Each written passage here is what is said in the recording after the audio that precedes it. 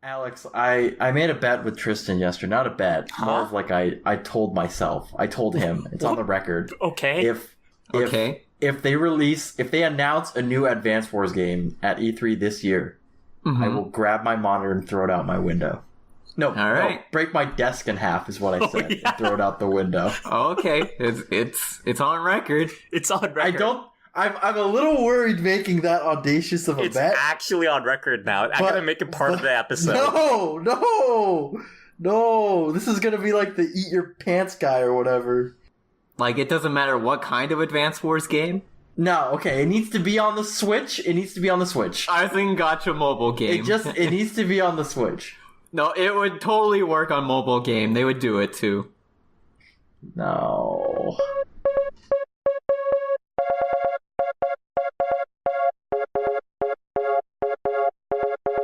Hey everyone, it's time for another episode of Viewport Relay, a bi-weekly podcast where the Viewport team looks at the latest news in the gaming industry. I'm one of your hosts, Albert Corsten, and I'm joined today by my hosts, Tristan Jung. Sup? And Alex Nestor. Heyo!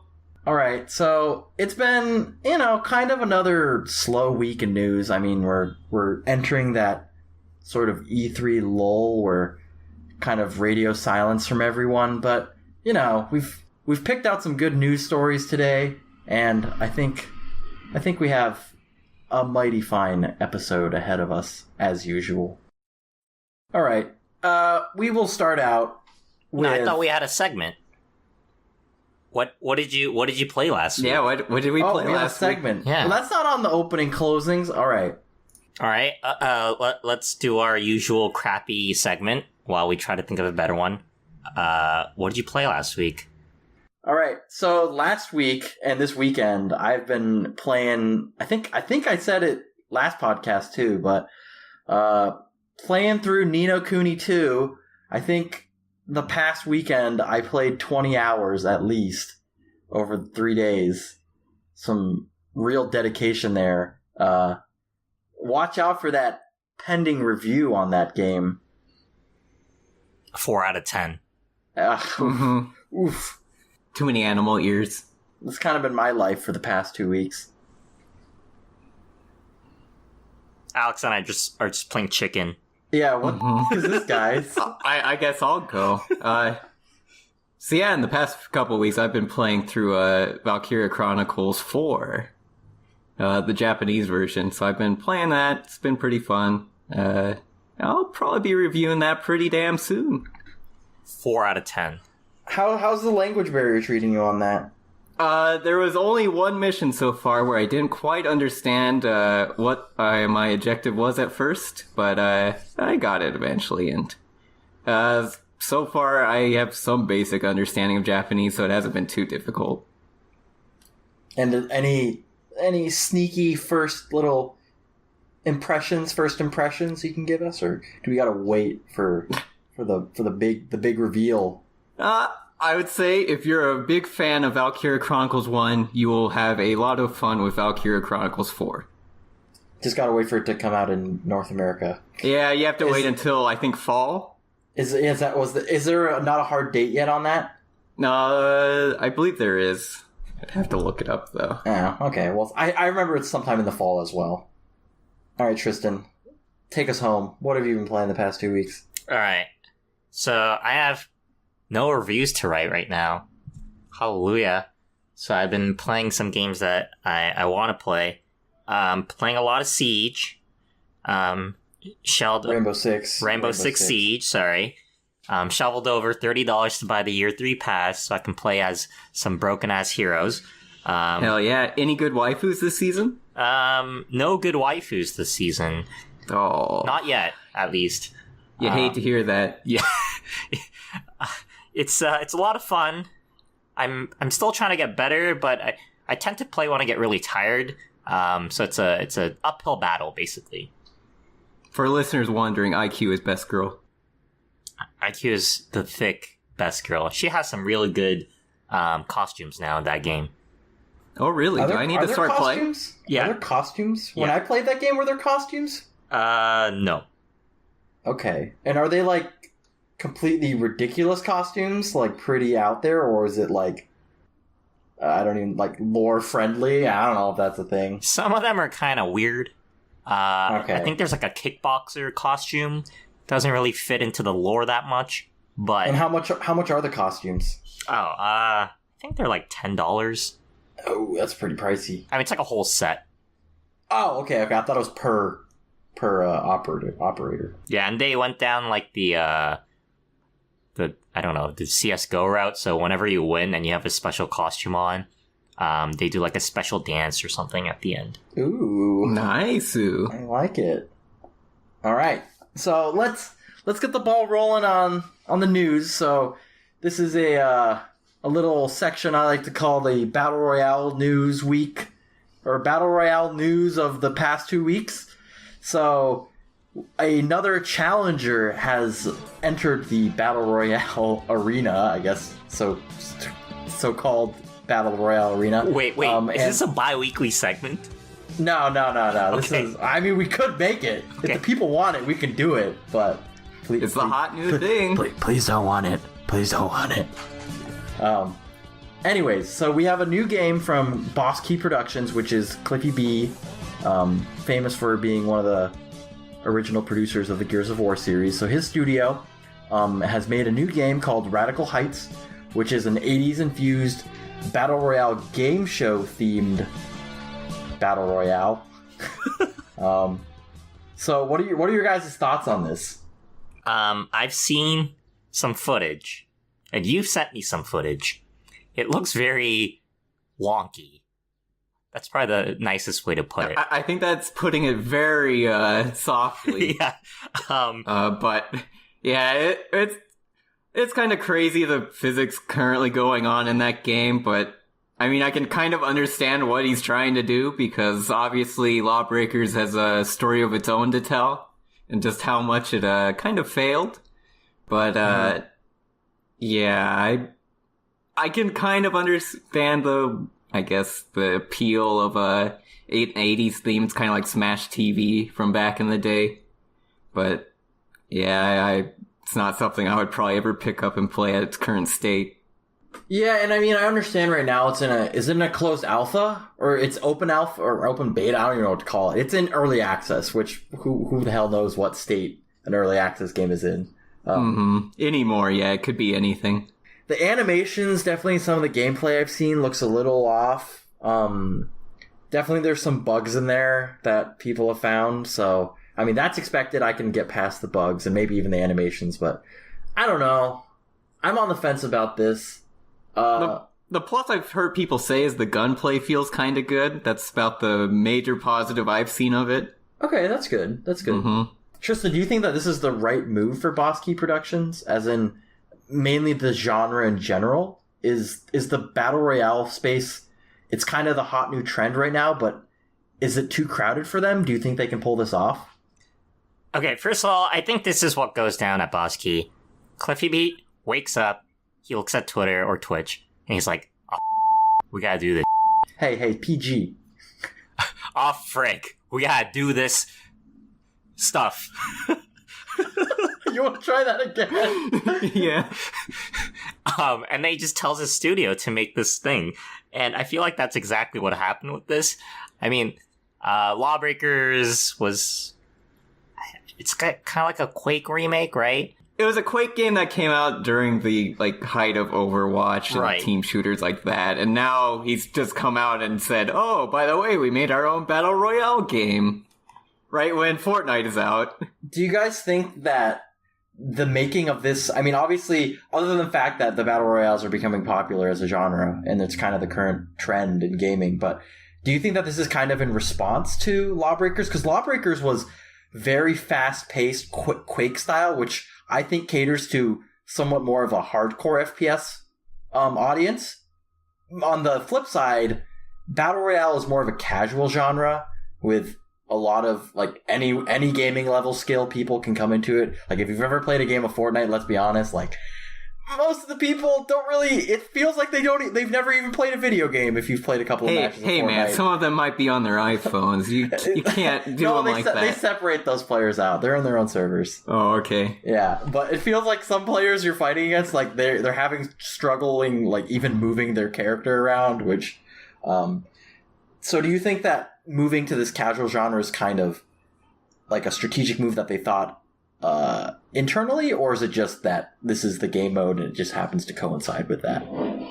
To answer your question, I don't think this is the correct move for Boss Key. I feel like they're always following the trend, right? Like Fortnite kind of did their own thing for a while, and then they're like, oh, we can reuse this to kind of copy PUBG, and it just really took off because, you know, their implementation was really good.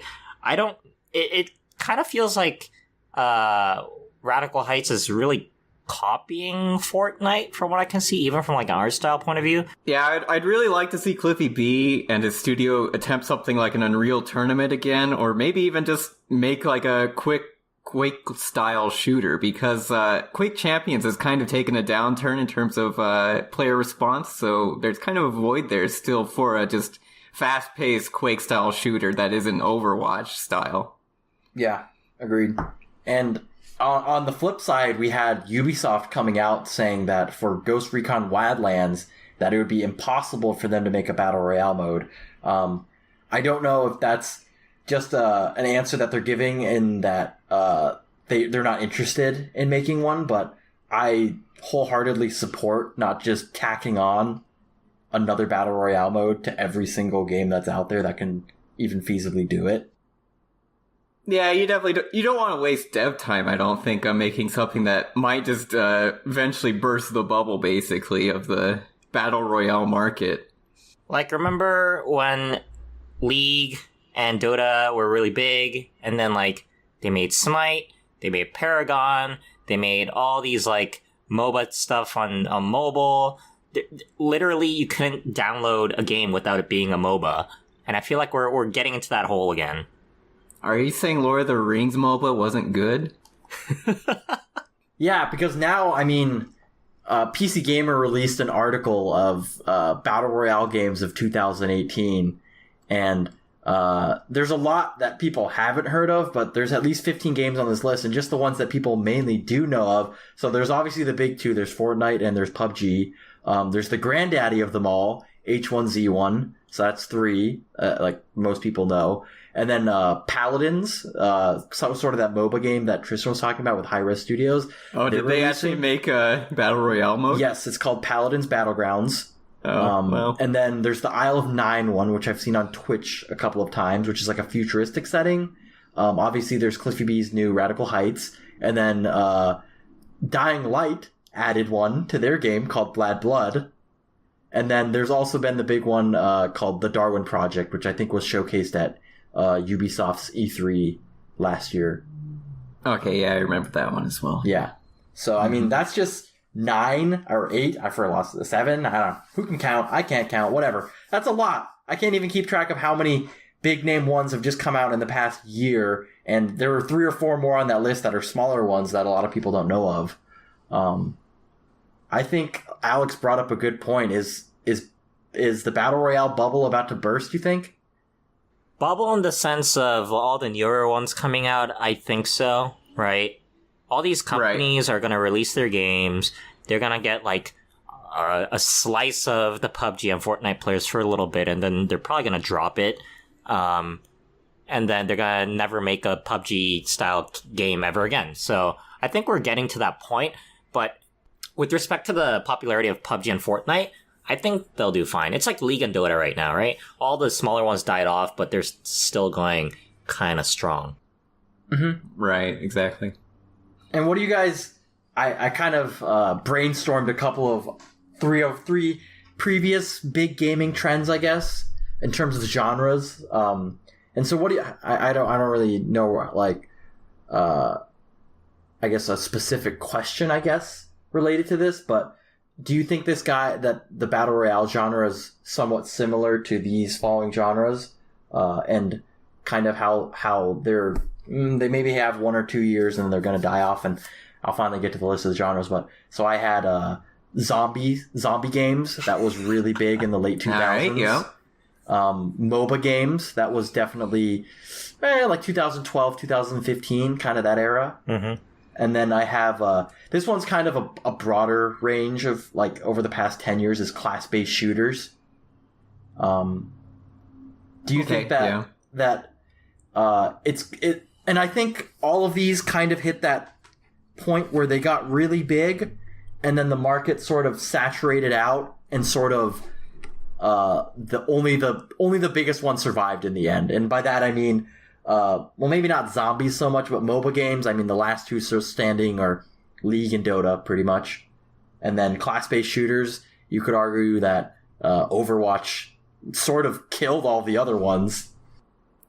I don't know, man. Zombies have survived, and Metal Gear survive. Everybody loves zombies. Konami knows best. But yeah, I think we are definitely just going to reach that point pretty quick. It's just really surprising to me just how quickly Battle Royale games have exploded in general. Just everyone's playing them apparently.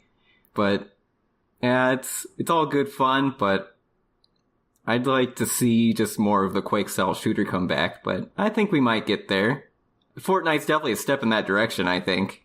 What do you guys think about if like Battlefield were to put in a Battle Royale game? Oh my god, stop. I don't think it would work very well.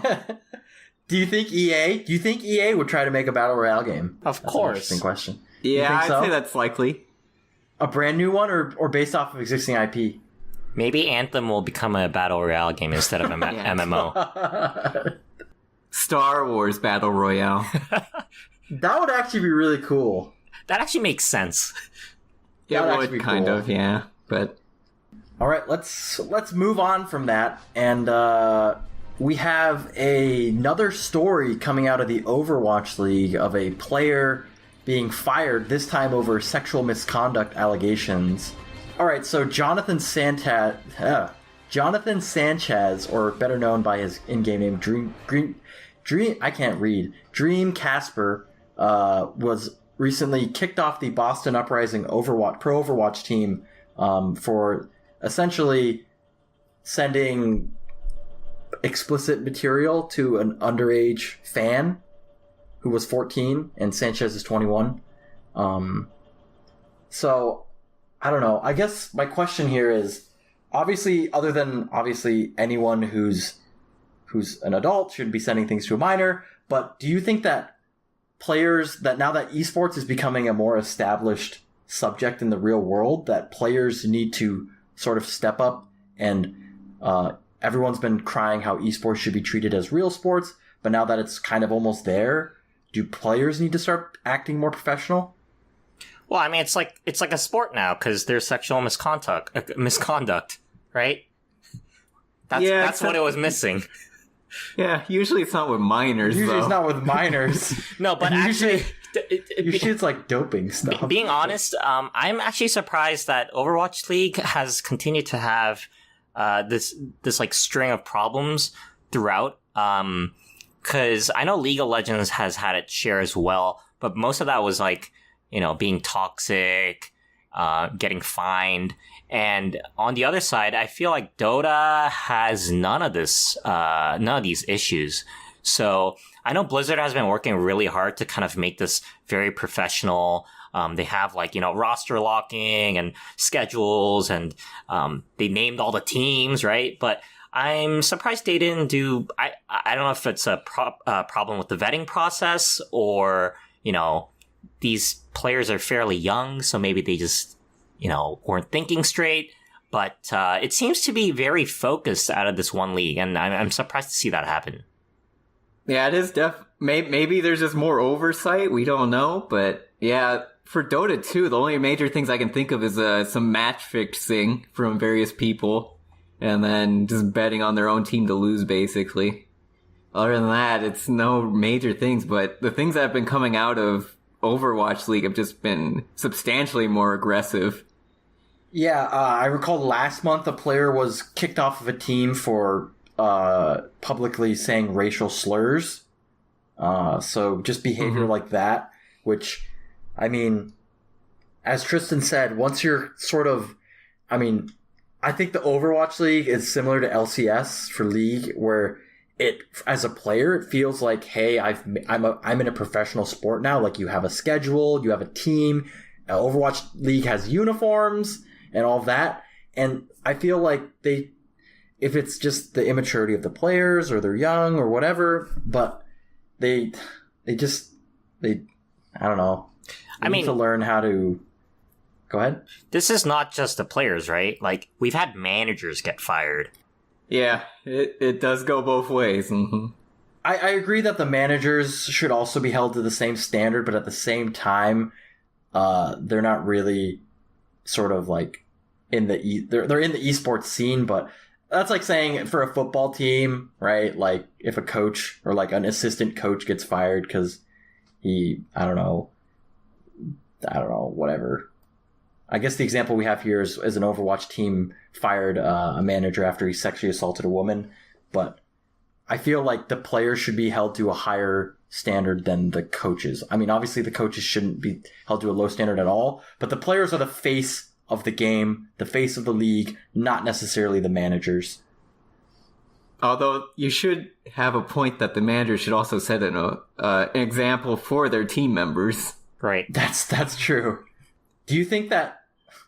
It sounds weird, but do you think that some of these teams or some of these leagues need to just hire someone who can, like, not a social media manager, but someone that can train sort of the players in the league, like, hey, this is acceptable, this is unacceptable. An ethical advisor. Yeah. Honestly. Because I think for Blizzard themselves, having these sort of stories, like, they want Overwatch League stories to come out. Like, when you Google Overwatch League, they want results to be like, amazing Overwatch tournament, has high production value, whatever, it looks amazing. Rather than you Google Overwatch League and it's Overwatch League player fired after sexual misconduct allegations. That's not what they want to have show up in Google, especially when this is kind of the first year of the Overwatch League, so it's still sort of being established. Mm-hmm. So do you think that's a worthwhile investment for Blizzard, or just kind of players will be players and it's not really going to help? Oh, God, no. You can't say players will be players. I think Blizzard needs to take the Valve approach. Valve's pretty hands-on with their stuff, right? I don't know what they do exactly, but I think it should be, in the end, it's responsibility of Blizzard. So they should ensure that they do all the checks or classes or advisors or whatever they need to do to make sure that this doesn't happen. Yeah, Valve, on the other hand, like, when you get called out, Gabe himself comes out, and he comes and he says, James is an ass, and we will not be working with him anymore, on Reddit. All right, so quick little headline that came out last week. So Grand Theft Auto 5 has become the most profitable entertainment product of all time. And that's among all mediums like movies and TV. And essentially, the number is $6 billion in revenue. That's a fair bit of cash. It prints money, right? This game. Hey man, you gotta buy those rocket cars somehow. So Tristan, as the only person here who's actually played Grand Theft Auto 5... I played it too. As the only person here who has not played Grand Theft Auto 5, can you two tell me, like, is this game... I mean, when's the last time you guys played? Have you played the multiplayer aspect of it? Because I that's sort of the main draw, I guess, of the game right now. Oh yeah, at this point everyone I think is going to be playing the online if they're playing that game at all. My personal experience, I played it maybe like 3 or 4 times when GTA Online came out. Other than that, it just didn't really hook me. There wasn't a whole lot to do when it came out. I understand there's like heists and other DLCs and things like that now that you can actually do some group missions and things like that, but yeah, major revenue at this point I assume comes from buying basically the loan cards to get all your vehicles and other crap. Yeah, I only played multiplayer with a couple of friends. I think the biggest issue I had with it was like the amount of grinding you need to do to actually make money and buy stuff. Oh yeah, it's insane how much grinding you'd have to do to actually get the money legitimately. And playing on a PS4 makes it that much worse because you're loading half the time. And I don't have a PS4 Pro. But the most surprising thing of this article is it says it's not completely clear whether the $6 billion is based purely on sales or if it includes like DLC items. Oh, I bet it does. I totally bet it does. I think it has to ever reach that amount. Otherwise, I don't know who else can possibly buy the game anymore. And I mean, you can see that this game is still big for Take-Two because last E3, didn't they show one of the new heists? It was in one of the press conferences, right? One of the new heists for GTA 5. Yes. And that was 3 years after, 3 years? 2 years? I forgot when GTA came out, but yeah, obviously. Part of it is their like revenue model is done so well that they can continue to release content for free, right? So to players, it feels really good because they're just getting free content all the time. But at the same time, I guess the player base is so big that Take-Two is just continuously making money. Yeah. It prints money. It's like Nintendo's DS in the 2000s, man. All right. Let's move on from that one. So you guys know of Steam Spy, right? Steam Spy? Yep. Oh, yeah. Lets me see how many players are still playing LawBreakers. Oh boy, Cliffy B. Let's get the daily count going.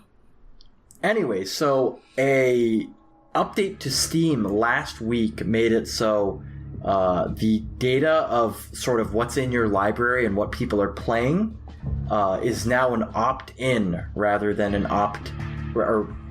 yes, it's an opt-in, which means that unless players consent to share that data with outside sources, Steam Spy can no longer reach that data. Therefore, Steam Spy, which maybe I should have explained Steam Spy first, but should I do that? Go for it. All right. So what Steam Spy is I don't want to say is. So what Steam Spy is, I just did it again. God damn it. What is Steam Spy, Albert? No. So Steam Spy is a website in which essentially scanned it combed through all of the data on Steam to find out how many copies approximately of a game had sold, because Steam doesn't release those statistics, as well as playtime and other various aspects like that. But due to this opt-in data sharing update that Steam did, Steam Spy has decided to close down because its data essentially now will be wildly skewed towards players that only decide to opt in. So, what are you guys' thoughts on this? In this day and age, where privacy and data is the top issue, right? Facebook's in Congress answering questions. GDPR is happening in Europe. I think as a private company, Steam could, they just do whatever they want, right? Like Steam Spy wasn't necessarily making them profit. Sure, there might have been external factors, but at the end of the day, this is like Steam's data, and if they want to get rid of it, they want to get rid of it. I do feel bad for Steam Spy and kind of like the gamers that utilized it to make purchasing decisions, but I mean, if this is what a private company wants to do, then I can't really say anything about it. Alex, do you have any thoughts? I'm trying to think, in the actual Steam client itself, isn't there a way to see kind of what the top games being played are each week? So there's that, but there's no way of tracking sales of a game. Ah, okay. So it tracks that as well. Yeah, so Steam Spy would comb through everyone's libraries and see what games they owned, and it would aggregate that data and be like, hey, 15,000 people own this game, approximately. All right, fair enough, yeah. I can see that. Yeah. So one of the big rumors, Tristan brought up the data privacy issue that's going on right now, and that's definitely something legitimate to bring up. But apparently next month, there's some big new EU privacy laws that are taking effect. That's GDPR. That's GDPR? Yep. Okay. So that might have affected it, as well as the fact that this one's sort of a minor, not as big theory as to why they did it, but last month, people were combing through on Steam Spy, and unreleased games on Steam have just the name of like Steam app plus a number on the end, so like 5,072, right? And so they determined the unreleased game name of Artifact, which is Valve's new upcoming game, and they were seeing how many people were playing it. So last month, Valve released an update that automatically hid game statistic data from unreleased games on Steam, and people think that this was just one step further in that progress in what they wanted to do. So what? I mean, yeah, that's just. Do you guys? I don't know. Do you guys believe any of that? Yeah, I think it goes back to what Tristan's saying, that ultimately Valve wants to have more control of the information that's outputting from Steam. So they're wanting to, if they've got something in alpha, they don't want everybody to know about it, everybody to see who has it, things like that. Yeah, and I'm definitely on board with what you guys have said. Like, it's Steam's platform, they're a private company, it's their data, they can do whatever they want. But what do you guys think about how does this affect the industry in general, whether that's devs? There have been positive and negative stories that have come out of game developers either critiquing or praising Steam Spy for either helping or hurting their game. Do you guys think that Steam Spy going down is a good thing or a bad thing or somewhat neutral? I think, to be honest, I think it's going to be a bad thing, because now all the data is centralized in Steam, controlled by Valve. Like, I'm not saying Valve is out to do bad stuff, but Steam Spy kind of provided a objective data source if you ever want to see the statistics. And since that is now gone, we basically have like one single source that we can choose to trust or not. So it's hard for people who are trying to make informed decisions, I feel. So I view it as more of a negative. So do you see it as one of those things where a game on their website says 20 million players, and you're like, is that active players? Is that just downloads to your game? We don't know, right? Yeah, exactly. So there's no way to verify anything anymore. And so I like how you brought up how there's no way to verify. I guess the bigger problem right now in general is Valve doesn't release these numbers at all. And I found one example in which they did release those numbers, and that was this past winter, during one of the sales. They had during their Game of the Year sales, when those were going on, they had, I think it was like 3 categories. It was platinum, gold, and bronze, or something like that. And essentially the platinum games were the top 20 sellers on Steam for the year in no particular order. It was just the top 20 games.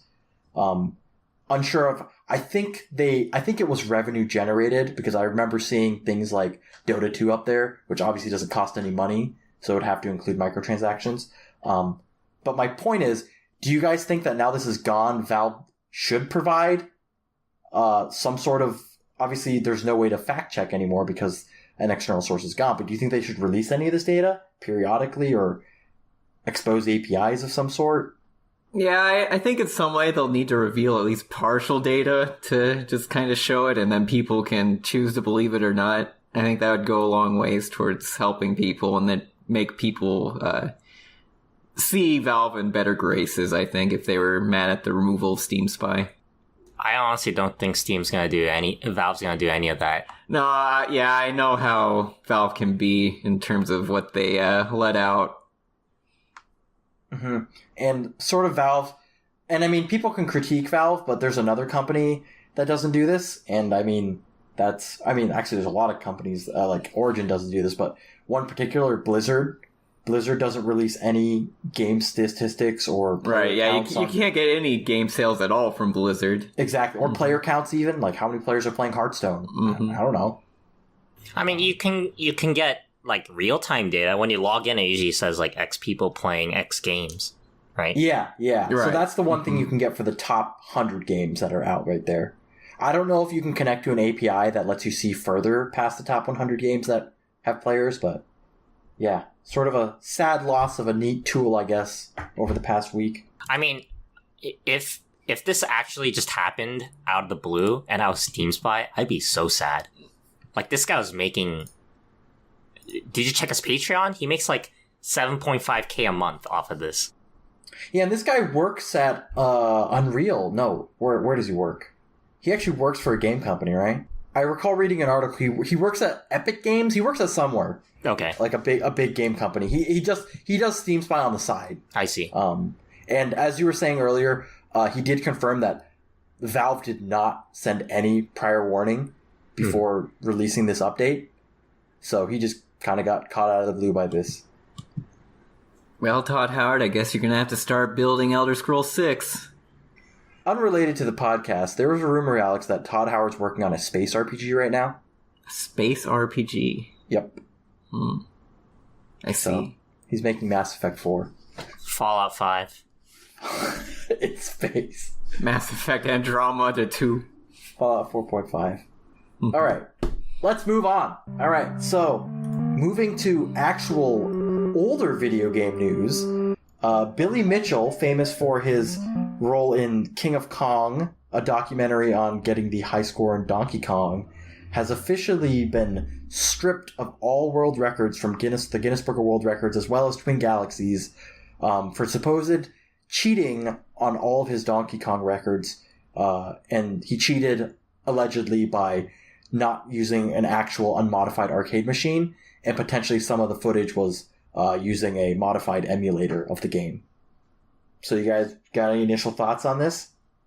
Whenever I see a speedrunner piece of news, I rub my hands together, right? Get out the popcorn. I know it's gonna be juicy, and this, I think, has been a long time. Like, this is a part of a longer story. I don't know if you guys watch Apollo Legend on YouTube, but he's been like putting out a lot of videos about this. I know a lot of people have some negative opinions about Billy Mitchell, just due to his personality and style. And I don't really care what the truth is, but it's always fun. I guess fun is not the best word, but it's always interesting to see all these kind of records being challenged so many years, after they were basically verified, right? Right, yeah. So many speedrunning communities come up with splicing accusations and things like that. It's crazy, though, to see Billy Mitchell actually come out of the woodworks as one of these potential splicers / just using modified hardware. It's just something I didn't expect at all to see, especially the guy who had a whole movie dedicated to him, basically. But yeah, it's crazy. It's just, yeah, it's been juicy to follow, that to say the least. And so this is coming hot off the heels of last month, I think it was. Todd Rogers, he was in this Guinness Book of World Records as well for holding the most video game high score records of all time. He was also outed as a cheater, removed from Twin Galaxies, which is a high score keeping thing. Yep. Website, as well as Guinness World Records, his title being stripped from him. What do you guys think is the cause of this? Do you think it's the increase in sort of competitive speedrunning that's getting people interested in sort of video game records again? Oh, it's the technology. Like, back then, everything was on VHS, I don't know if you've seen White Goose's, like, history lessons. Yeah, they're just taking it from, like, a hand cam, and it's all shaky and stuff. There's got the scan lines on the screen. You can barely tell what the hell's going on. It's fantastic speedrunning. I guess my question was more like, why is this coming out now? These VHS tapes have been there for 30 years now. Why didn't 3 years ago, 5 years ago, someone be like, hey, this looks fishy? I mean, the race car one, what was the name of that game? Drag Race? Yeah, Drag Race. I don't know if you saw, like, how they figured it out, but it was pretty, detailed. It took a long time for them to figure it out. So I think there's, a lot of work streams like these just in the works. People are like, oh, wow, this record from early 2000s or late 90s seems unbeatable. And they kind of go into the code and they start digging, and then they realize, holy like they were actually cheating. I think that's what's happening. Holy crap, they were cheating. Holy crap, they're cheating. Holy shnikes. Holy schnitzels. Gee winkies. Anyways, I think, and Tristan brought up, like, bringing out, like, coming out of the woodworks, looking at the code. specifically not toward Billy Mitchell's, but for Todd Rogers. One of the high scores he had was a game where I think if you hit 2 million points, the game would always crash. And his high score on the game was 10 million points. And there was another game where you could only get points in 50-point increments, and he had like 9 million something and 70 points as his high score. And it's like, that's not even possible. Yet again, some of these records stood for 20 plus years. But just my kind of what I was reiterating earlier. I think definitely over the past 7 or 8 years, just looking from like AGDQ and SGDQ events, stuff like setting high scores and getting records in video games is becoming a cool big thing again. And I think that just with that rise comes it's bringing more attention to these older records, and people are starting to look at them and being like, hey, what's that fishy blip on the screen on that VHS recording? Why is the Donkey Kong level not loading in a certain way? Yeah. Any last thoughts on that one? Yeah. I'm just waiting for the next story. It's too good. I gotta get more. It's some juicy drama. You guys love it for the drama. I like it. I love the video game drama. It's so good. And I like the cheaters being ousted. It's like justice has been served. Well, not even that. I usually like to see the analysis of the cheating videos in question. It's usually pretty interesting what actually goes into these.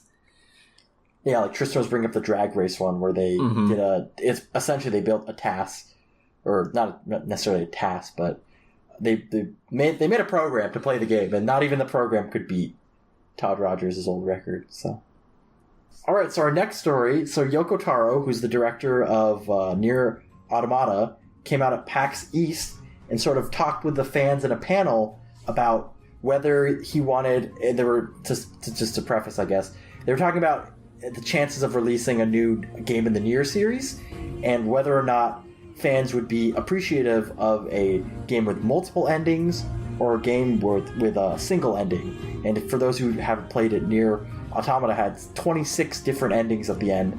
A lot of them were like jokey endings. There were only actually 3 like true endings to the game. But what do you guys think about single versus multiple ending games? Do you like it? Do you not like it? Well, Nier Automata has a pretty unique style of multi-ending game where you basically get multiple endings as you truly just play through the game, and those are the main endings, and then you have the bunch of joke endings, as you said. I think that a single ending typically works better. Maybe sometimes you can have like a one true ending, I guess you could say. So maybe 2 endings is the perfect ending dessert. Tristan? I haven't played Nier Automata. I'm not talking about Nier in general. I'm talking about just games in general. Right. I'm getting there. I haven't played Nier past like the first ending, I believe, but I've played a lot of 999 and Zero Escape, which basically has the same type of gameplay style where you keep playing, you try to get to the best ending. And I believe in those games there's like 30 endings or something as well. I enjoy it a lot. It's fun to see how developers and the writers kind of piece it together to kind of fit the gameplay features. Mm-hmm. The only issue I have is if you ever stop playing and take a break, it's very, very hard to come back and understand what you're supposed to do. I don't know if that's the case with Nier. No, you won't have that issue with Nier. Just in terms of how it's structured. Yeah. So I guess my take on it is I actually don't like games with... Well, let me... There's 2 types of games, I think, with multiple ending. And I think that Nier did it correctly, while other games, I don't like it because it became frustrating. So a game where your choices affect your ending can be a little irritating for me, because you always want that one ending, and if you don't get it, it just kind of leaves a sour taste in your mouth. You beat the game, you spent, 20 hours, and you just get the horrible ending, even though the game didn't really telegraph sort of what your choices were leading up to. I think Nier did it right in that most of the endings are just joke endings, and then the 3 endings that are like the main ones important to the story and important to sort of the overall theme of the game, everyone experiences those endings based on the playthrough you're running through. So, you might be able to foreshadow this a bit. One of the games I didn't like the fact that it had the multiple endings was Witcher 3, and that's because you dedicate 85 hours of your life, like me, and you get the worst ending, and then you're like, why? But I feel like it just leaves a sour taste in the mouth if you don't get the ending that you sort of want. No, I think you brought up a good point. I think, games can have multiple endings, but the playthrough experience can either be linear or not, right? So games like Mass Effect is a non-linear game because after the ending you're kind of done. But in games like Nier and Zero Escape, the story is actually linear. It's just that the game has these breaks in between. And kind of going off what you said, Tristan, when you brought up Mass Effect, I think after saying that, you've kind of honed in on what I'm thinking. I think a game with multiple, the single ending can be really good, of course, because it's a single narrative that they're focusing on and they know it's going to turn out exactly how they write it. I think a game with multiple endings needs to make it clear to the player what sort of ending they're quote unquote like going towards, rather than you get to the end of the game and it's, I wonder what I did in the game and how it'll affect the ending. Like in Mass Effect, if a player dies, if one of your companions dies, you obviously know how it's going to affect the ending. There's no secret how it's going to affect the ending. Versus Witcher, where it's just, I didn't do this side quest or choose this dialogue choice, but I didn't know it at the time, and now I'm going to get this ending, even though I didn't know that this choice affects my ending. Mm-hmm. Yeah, and the Persona series, they kind of do a similar thing, where basically just one conversation, you just have choices to take, and if you pick the right set of choices, you'll advance to the right ending, and if you pick the wrong ones, you'll just basically get the bad ending. They've done that for Persona 4 and 5 now, so I don't know. I don't enjoy that kind of style very much, where it's basically just the ending is determined by one conversation only. Everything else you do just doesn't matter. Yeah, in really simplistic ways, kind of going earlier of like foreshadowing what ending you're gonna get is like really early, like KOTOR. Like you had a meter next to your character that was like light side, dark side, and if you're on the dark side, you're gonna get the dark side ending, and if you're on the light side, you're gonna get the light side. And I think actually the worst ending was if you're in the middle. If you were neutral, I think the ending was really boring. But anything kind of. Tristan, you have anything else to add on multiple single endings? No, I think I'm good. All right, so Alex, I just wanted to talk really briefly with you. What are some things that you might want to see replicated in a near sequel? I just really love to see something else that they create, be it with same characters or most likely just new characters. The change from Nier Automata to the original Nier Gestalt is just vast if you've ever seen the games next to each other. So I'd be excited to see what they come up with next, if it's just like a small side story with maybe one or two of the characters, maybe the AI droids or something they're going to do something with. But yeah, sky's the limit basically for Yoko. Do you think Platinum Games should come back and help them? I would love to see it as a Platinum fanboy. I'm always up for a Platinum Games title. Yeah, that's not on the Wii U or Switch, whatever's the new console. PS5. Yeah, the PS5. Yeah. PS5 Super Pro. All right. We got one more story, and that's so. Final Fantasy 15 has been announced that they will have a whole new year of DLC content. Jeez, it's coming, boys. So what are your guys? I mean, I've stated two podcasts in a row talking about Final Fantasy 15, but what do you guys think about this? I didn't read too much into it because the article had some spoilers on the namings of the DLCs, so I tried to avoid that because I might want to eventually play Final Fantasy 15. Okay. Well, I guess I'm caught by surprise, and at the same time, I'm not surprised at all.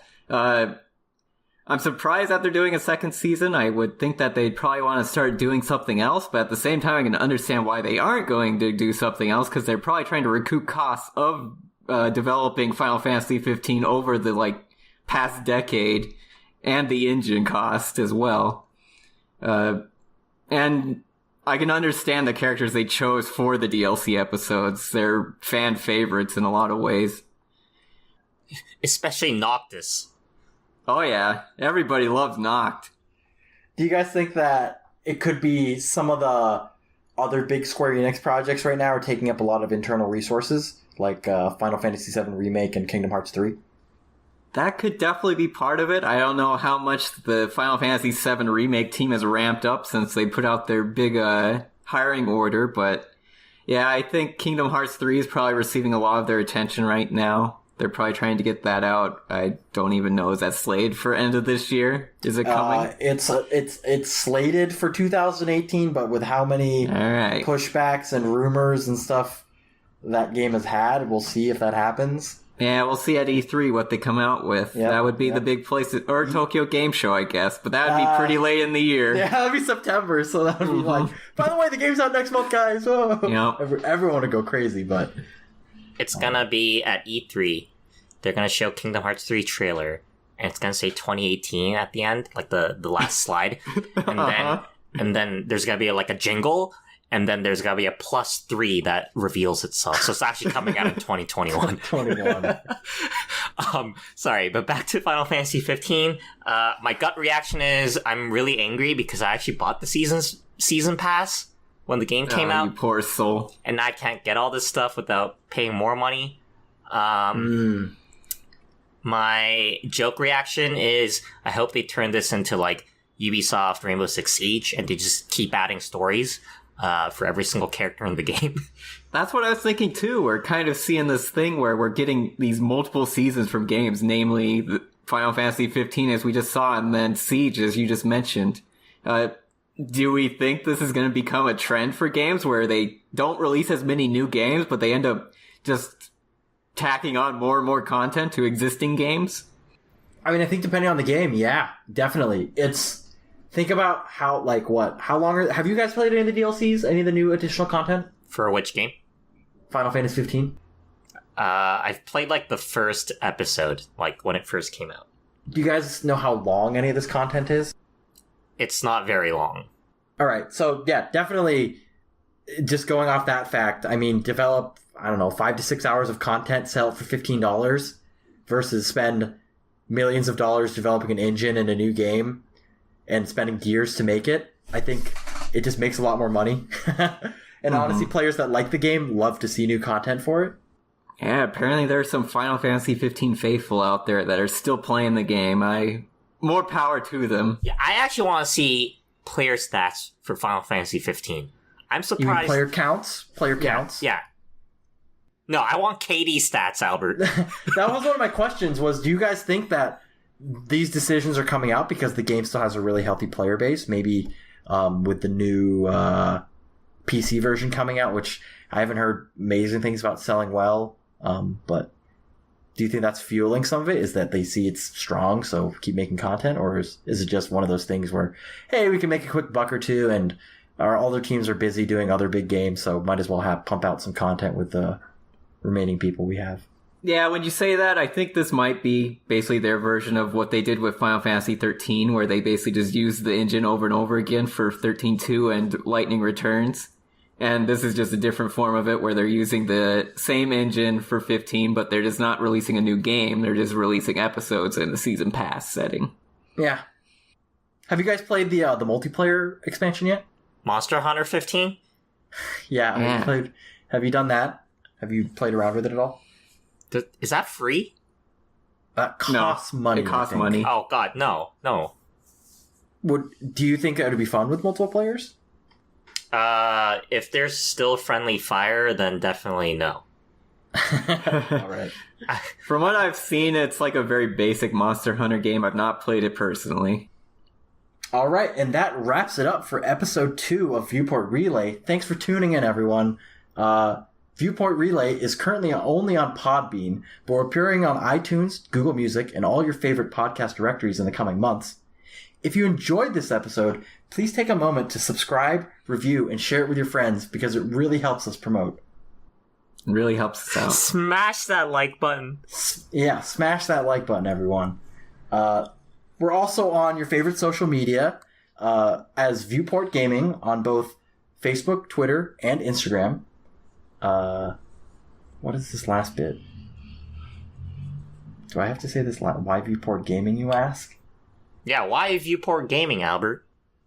Why Viewport Gaming? Well, Viewport Relay is part of Viewport Gaming, a gaming website that provides a look into video games through reviews, features, and podcasts. You can find all of our Viewport content at viewportgaming.com. As always, I've been your host, Albert Corsten, joined by Mr. Tristan Jung. I almost said sup again. See ya! And Alex Nestor. Bye-bye. We'll see you all next time!